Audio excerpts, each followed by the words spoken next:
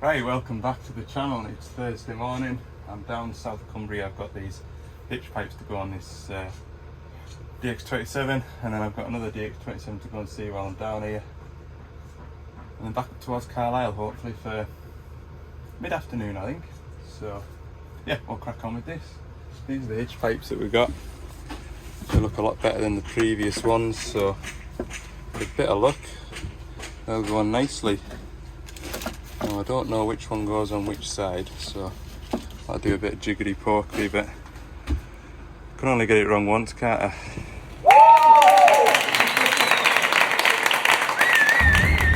Right, there we go, just a quick visit to that little 27 to put those two pipes on.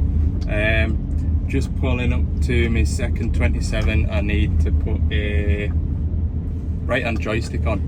Not sure what kind of a job it'll be because I've never done one before. I know when I've done out with a joystick, what did I do? I did a joystick on a DX19 and I learned some lessons doing that one. And if this one is the same, I'll show you for why. So yeah, I'll just hunt about for this 27. It's somewhere on this site, so bear with us. My little digger's moved from where it was the other week, and I was advised not to drive down this track, to park at the gate and walk because it's a bit rough. I'll take his word for it. I don't fancy taking the sump off my van today. Got lots of things to do. I'll have a wander down here, see if I can find it and track it up to the van, eh? There it is, look. These mini diggers, they're elusive, like. To look hard for them. Go up there now. Do a bit of fell walking today. Right. I'll catch you when I'm back at the van.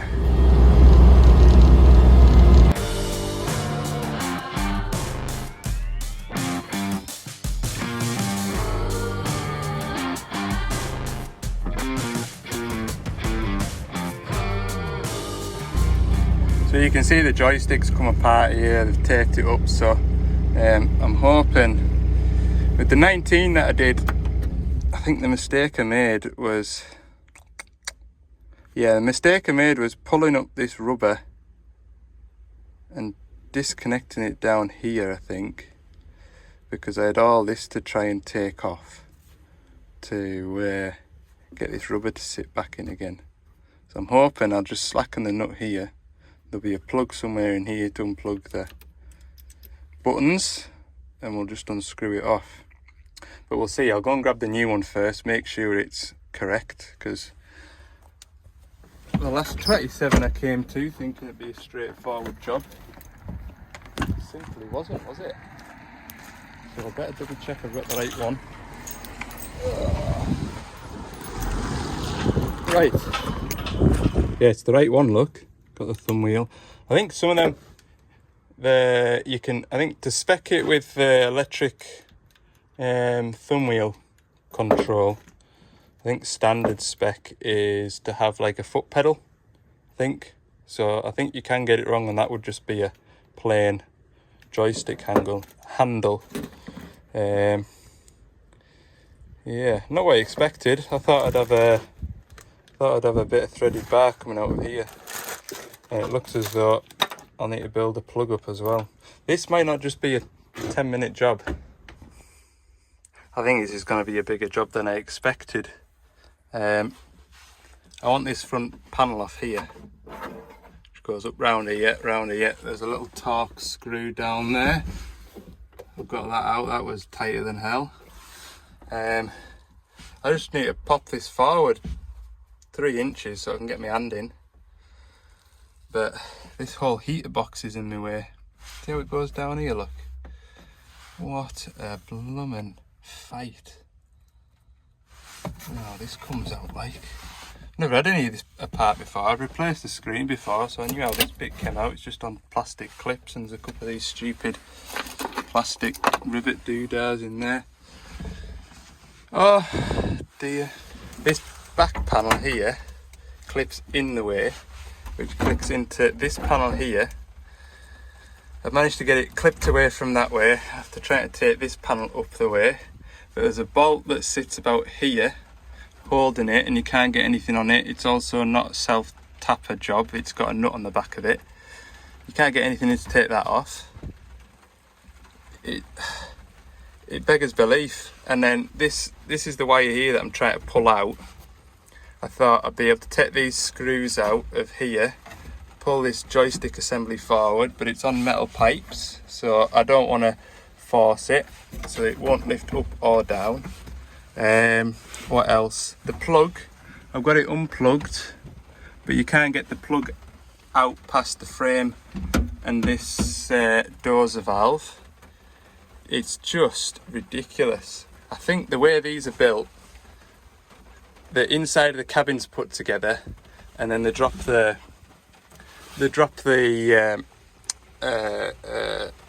cab over the top of it, because obviously there'll be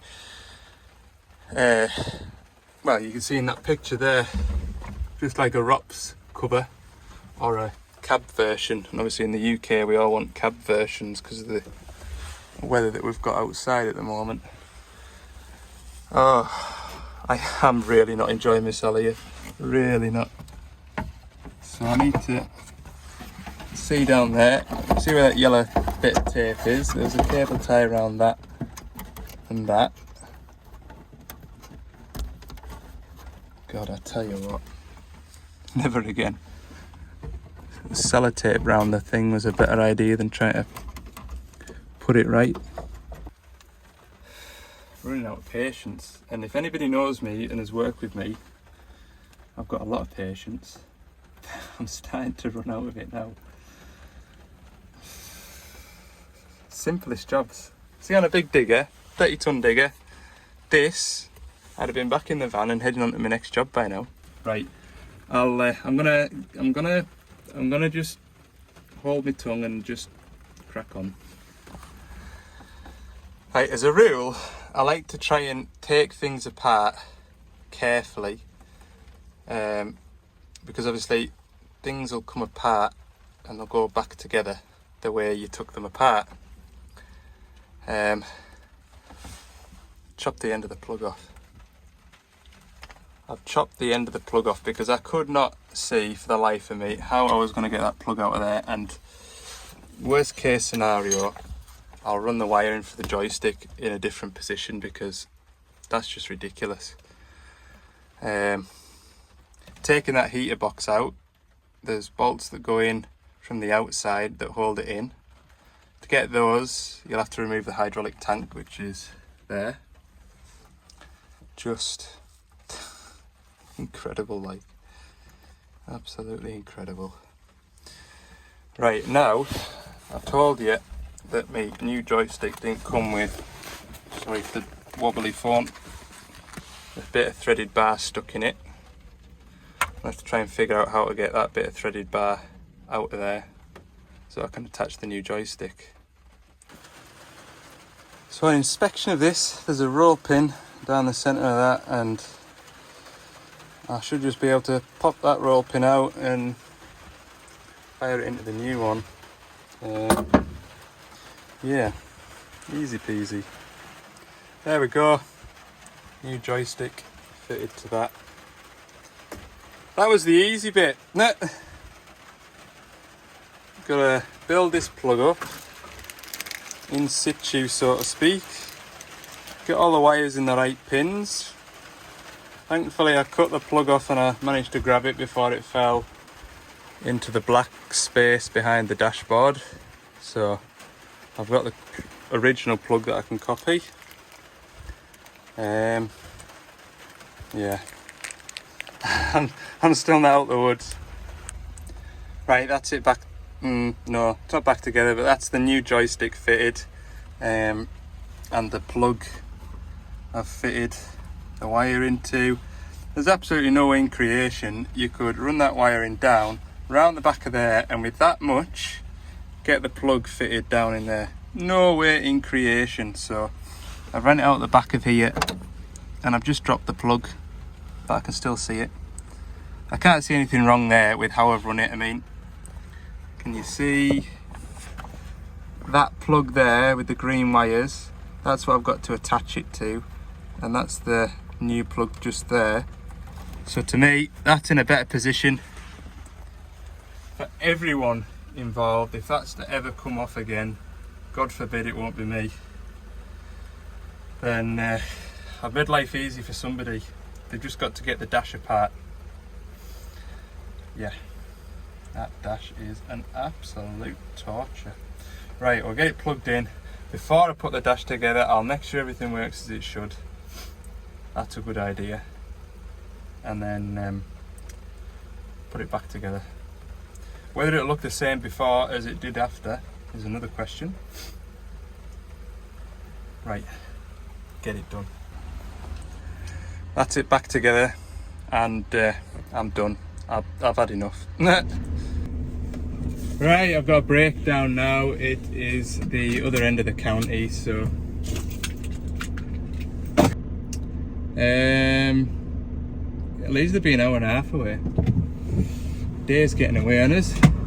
Haven't had my lunch. I need to. No, I'm gonna sit and have a sandwich. Oh, I'll remember that job for a long time, and not in a good way. Right, I'll see you at the next job if it's something worth showing you. It's a DX10 and it won't start. DX10 sorted anyway. Stop solenoid out of adjustment. It's on like elongated holes, and the bolts that hold it were loose. So when you turn the ignition on, stop solenoid moved, but then it clicked back the way so it wouldn't allow any fuel in. And if you held it over with your finger and started it, it would run. But when you went to stop it, it wouldn't stop. Simple.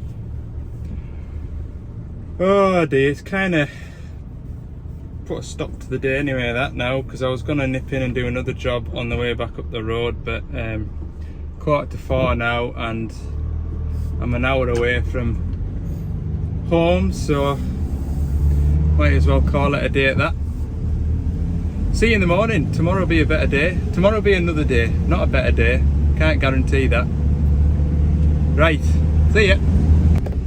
Morning, it's Friday. We're gonna go and get a couple of services done today. 2 160 high tracks, 2 different spots. The first one that we're gonna go to isn't where I thought it would be, so we'll have to go and find it.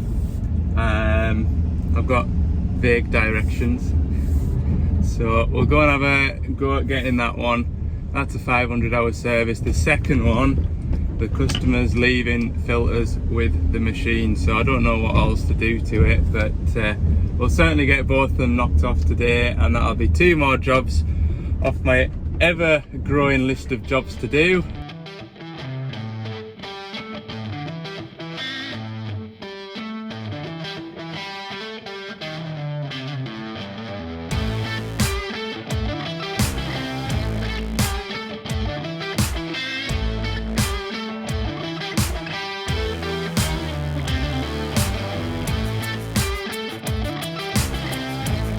Admitted to the machine. This is the machine I did a fortnight ago, put that travel motor on. So obviously it's only done 100 odd hours. The oil's pretty grey, but it's not too bad, I'm not too worried. It's just done a fair bit of tracking down this road to get to where we're servicing it, so change them oils. It's just a 500-hour service today, so engine oil filter, 2 fuel filters and a pilot filter. And this is one that also needs an accumulator. We noticed when we're putting the track pin press on and off, and you rock the thumb wheel, it was such a fight to get the fittings to click on. So I've got an accumulator with me. Put that on. We're going to do another 160 high track on the way back.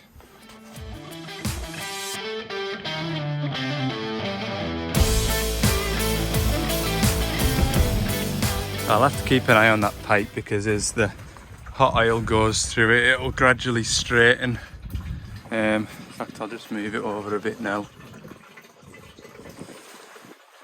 Yeah, it's funny, the last couple of spots that I've been to, and the drivers or the owners have come to the side door there to have a crack and go, "Can you smell gas?"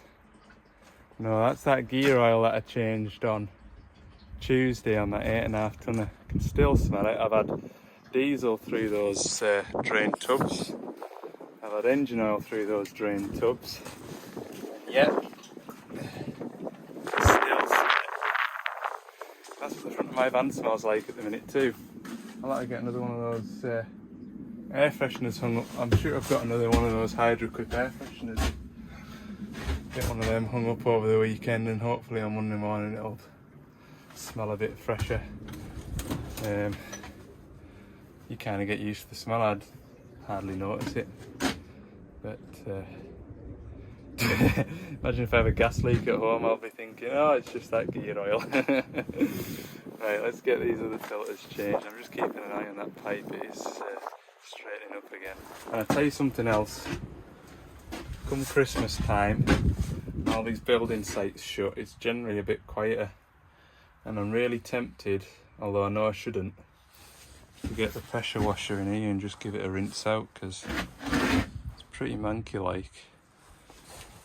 But then maybe park the van in the workshop and potter about, it'll dry out and just brush out.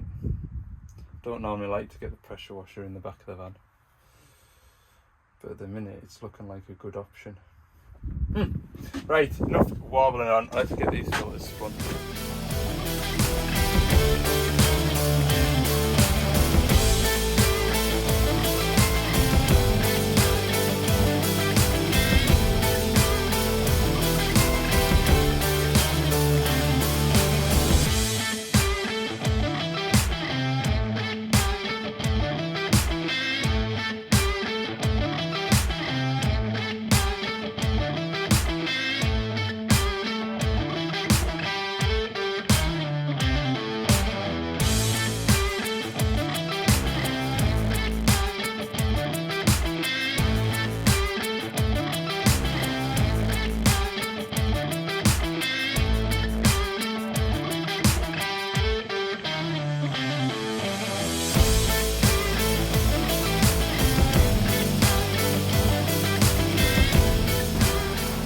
That's it finished. I've just got a couple of little bits just to tidy up on it. So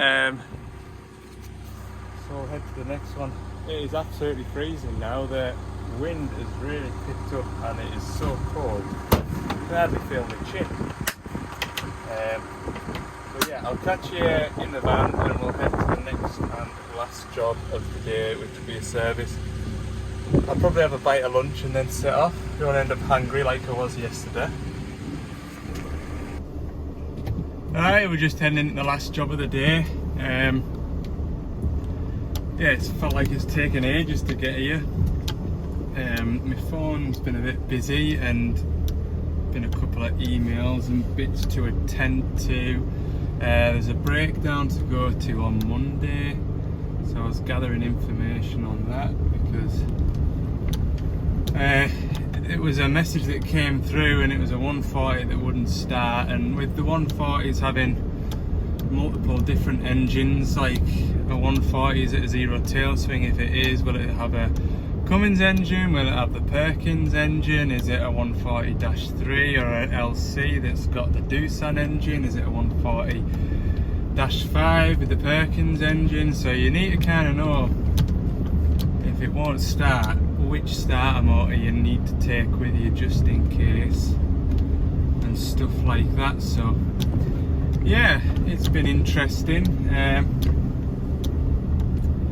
Yeah, we're just getting our way up. We shouldn't be too far up this road, too much further anyway.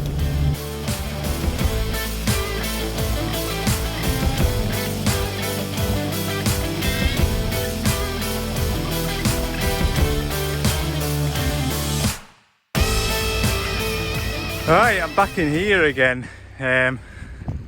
Yeah, this particular spot where I'm stood, I've serviced a machine. I think I've serviced 2 machines on that site there. I've serviced a couple of machines on that site over there, and you can see the trees are starting to come through now.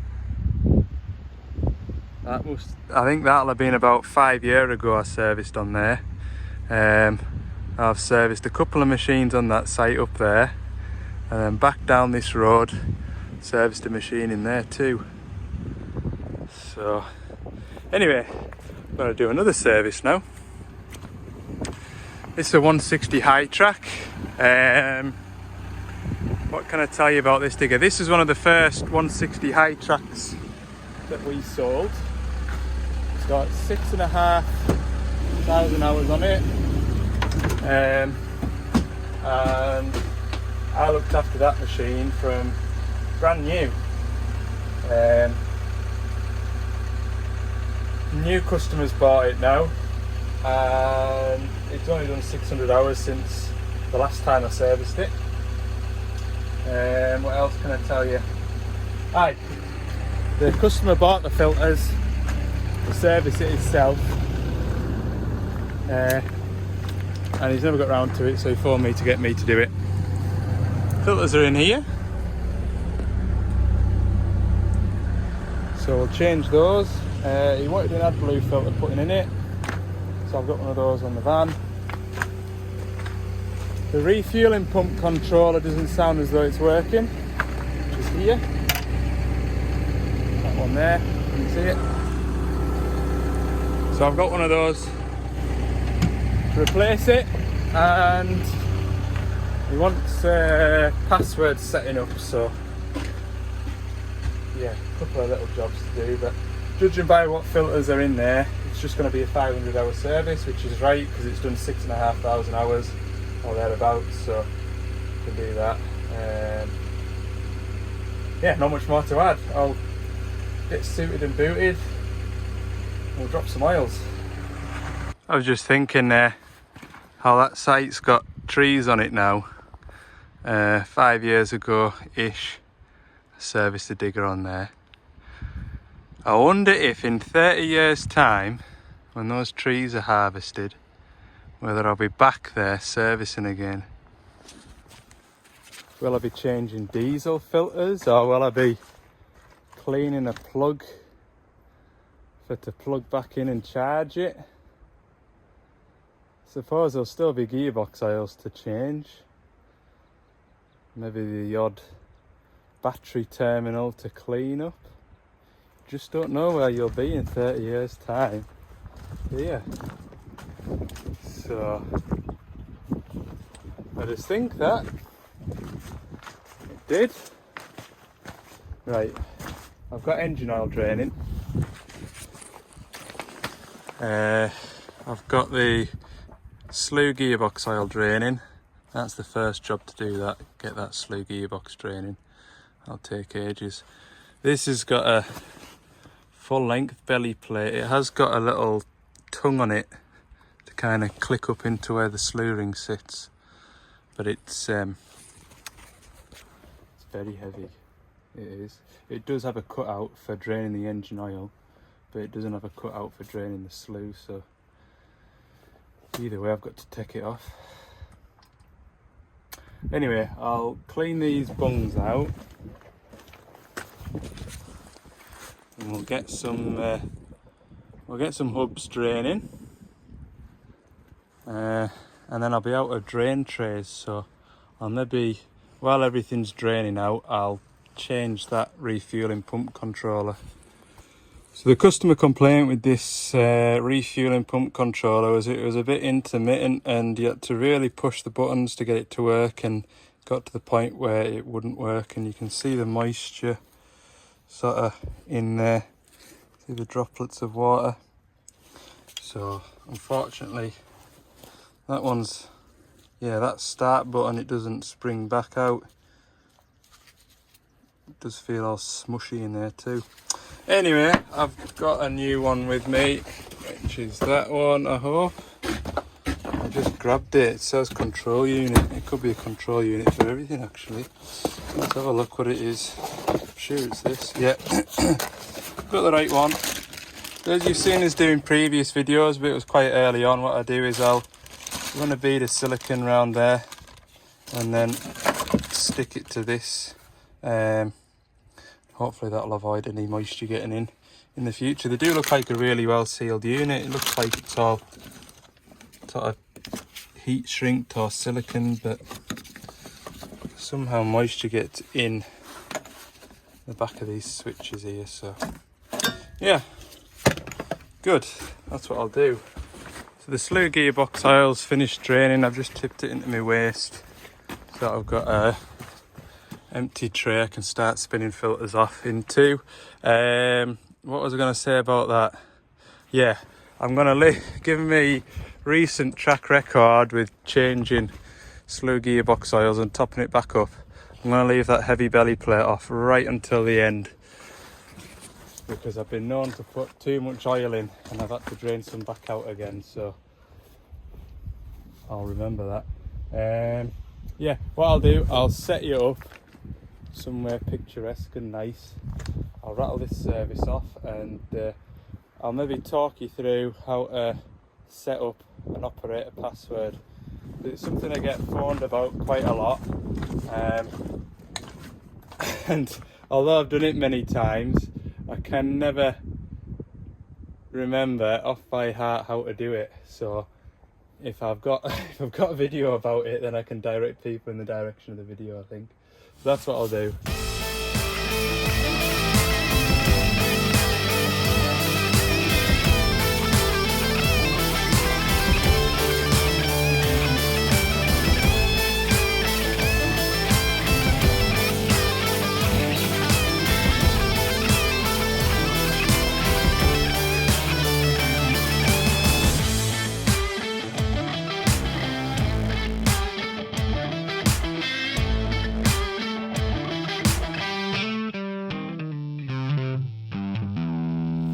Don't know how well the time lapse will show that, but filling that gearbox oil for the slew motor took ages.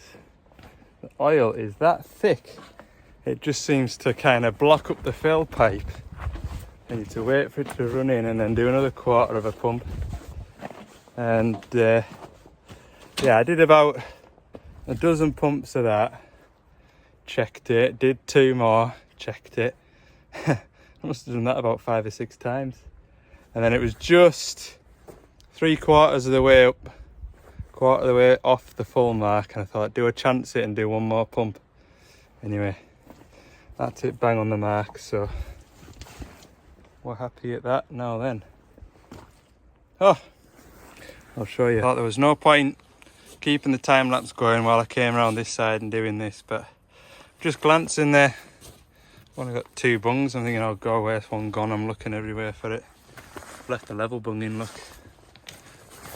Where's me Allen key dude?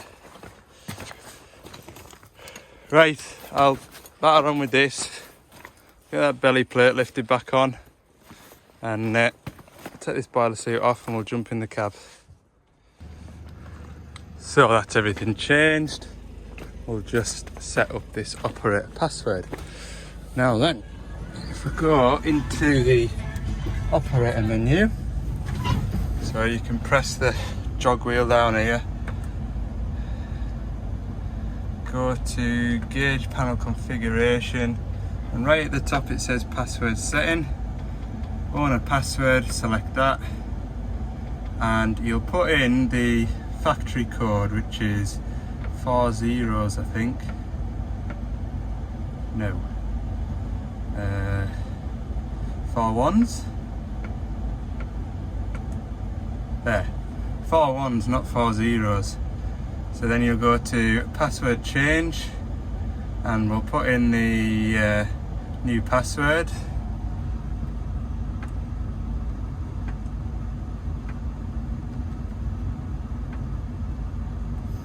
And then it'll ask you for the password again.